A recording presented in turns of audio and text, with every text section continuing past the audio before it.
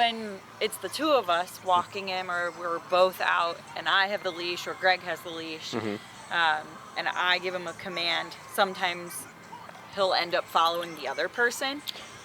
Okay. So, like, if we're both walking. So what you're saying is, if you're walking him and you give a command, he'll follow Greg. Yeah, well, not necessarily every time, but like if we're both walking and then we both go to separate to like get around to the car or something like that, he'll still be following the command, but follow Greg. I understand. Yeah. Okay.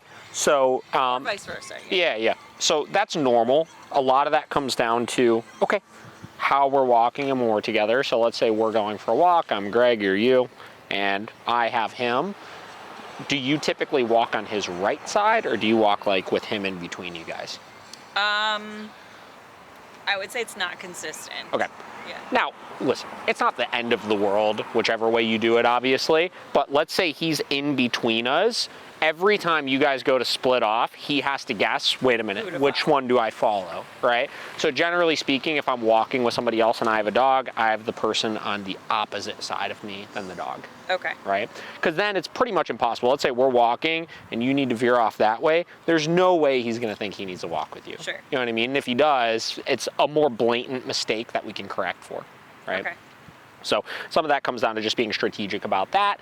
And then past that, I mean, like I said, it's not so abnormal. Like if my wife and I are walking the dogs, like we'll take all four of them and she's got two, I got two. Sometimes if I like get too close behind her or something like that with the other two, the two she's walking will look back and be like, wait a minute, like am I supposed to like slow down? And we'll notice they'll get a little confused as well. You know what I mean? So I wouldn't worry too much about it, but that's one thing you could do right off the rip that will help with that a little bit. Yeah, I wasn't correcting it because I was like, he's doing the command, so. Yeah, well, we still want to make sure he's focusing on the right person, but we want to make sure we're helping him as best as we can to focus on the right person. Okay.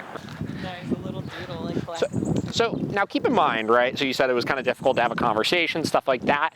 It shouldn't, your whole walk shouldn't be this game of like micromanaging him. Right? So if you're finding that it's like, I can't even go for a walk with my friend and their dog because I'm constantly like, stop, don't do this, that, right?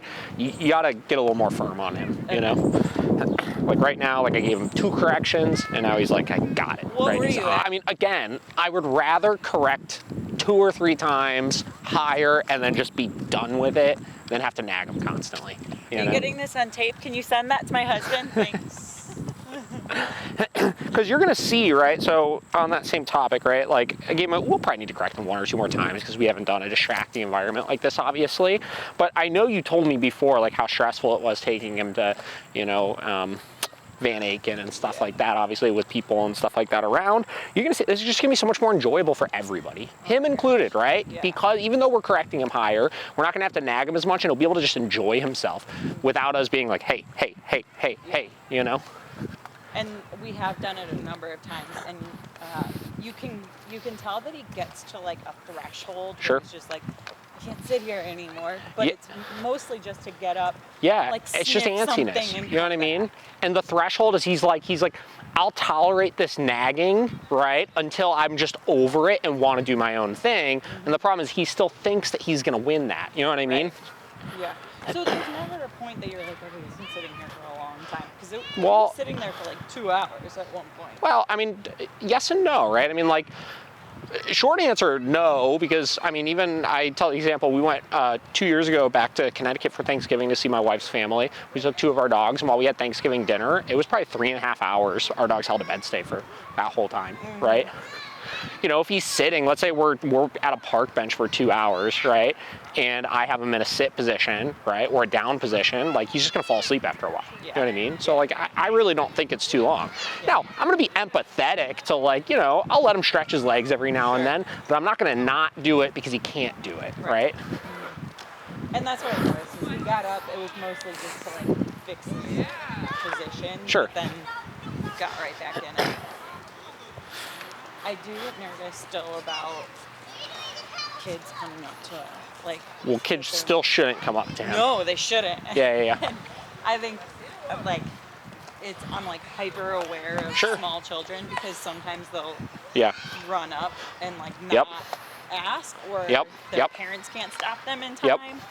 Well, listen, I'm hyper aware of that stuff as well. Like every time I come here when we're walking through the playground and stuff, there's plenty of time. The page's got probably 9 million videos of like me like needing to body block kids away from dogs and stuff, you know? Yeah. So, you know, you have to be hyper aware of those things, obviously. Yeah.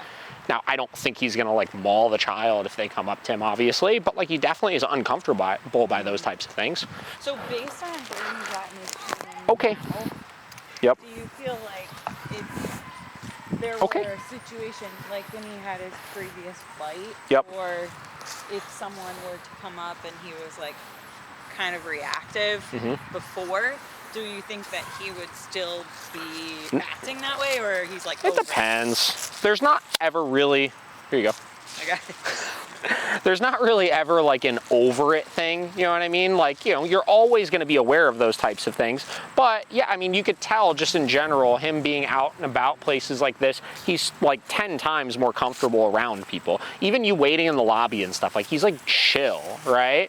Where if somebody comes over and is like, oh, hey puppy, right? And like kind of like looks at him a little too much or something like that, I don't think it's going to be the end of the world, you know? What do you think about the like generalization of the skills? So like if you were to go stay at my mother-in-law's house, like how would that work as far as, I guess, training her a little bit on the usage of it? But how do you think the skills would Do you mean if you left him at your mother-in-law's house? Okay.